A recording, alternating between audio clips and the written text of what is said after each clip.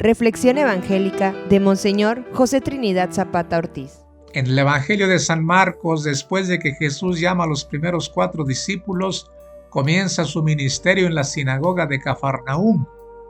Ahí encontró a un hombre poseído por un espíritu inmundo, y una vez que expulsó al espíritu inmundo, la gente decía: ¿qué es esto?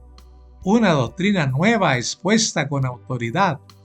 Sin embargo, en el Evangelio de este domingo se da un paso más en la comprensión de su identidad y misterio. Ahora la pregunta no es ¿qué es esto?, sino ¿quién es este? En este Evangelio, sin decir para qué, Jesús dice imperativamente a sus discípulos: vamos a la otra orilla del lago. Pues bien, los discípulos obedecen, despiden a la gente y llevando consigo a Jesús, se lanzan a la otra orilla del lago. Y de pronto se desató un viento fuerte y las olas se estrellaban contra la barca. Paradójicamente, Jesús dormía plácidamente y lo despiertan con la pregunta: Maestro, ¿no te importa que nos hundamos? Como respuesta, Jesús se despertó, reprendió al viento y dijo al mar: cállate, enmudece. Entonces el viento cesó y sobrevino una gran calma. Y los discípulos se quedaron espantados.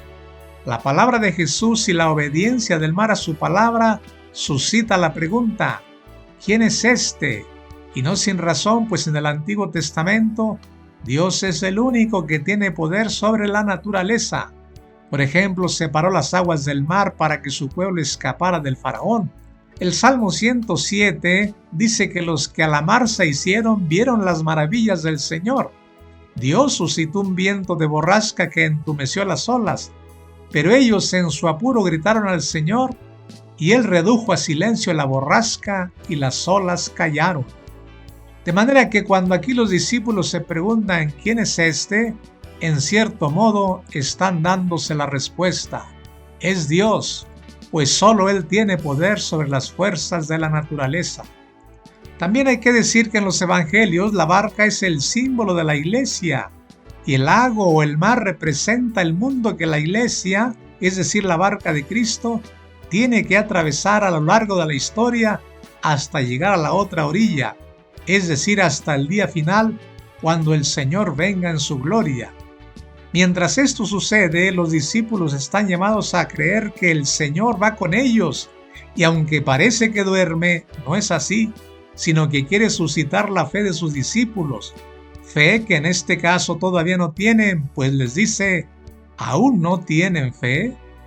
Para Jesús el miedo es signo de falta de fe, por eso les pregunta: ¿por qué tenían tanto miedo?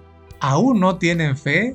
Sin embargo, aunque todavía no tienen fe, la pregunta que se hacen los discípulos al final de la tempestad calmada: ¿quién es este a quien hasta el viento y el mar obedecen?, indica que ya están descubriendo que Jesús es el Hijo de Dios, que tiene el poder de Dios y por esto el viento y el mar le obedecen.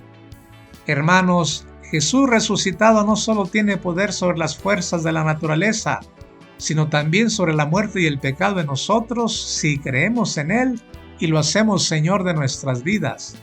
Cuando sintamos las fuerzas adversas, no pensemos que Cristo duerme. Lo que pasa es que quiere que creamos más en Él y le pidamos su ayuda.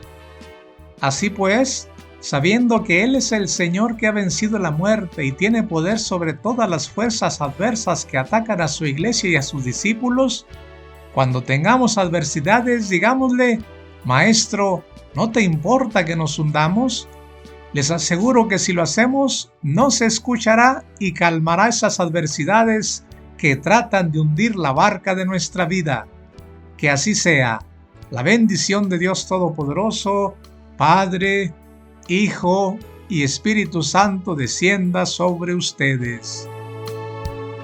La Diócesis de Papantla presentó